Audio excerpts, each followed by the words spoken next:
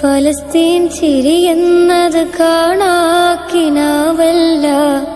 അറബിപ്പൻ വിളയുന്ന കാലം വരുന്നുണ്ട്. തഖ്വ കൊണ്ട് നേടിടുവേ ഫാസിസം കരയുമെന്ന്.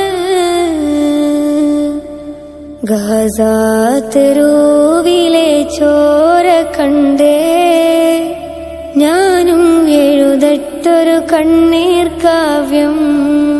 പിഞ്ചോമന മക്കളെ ചോരക്കായി ദാഹിച്ചലയുന്ന ചെന്നായ്ക്കൂട്ടം.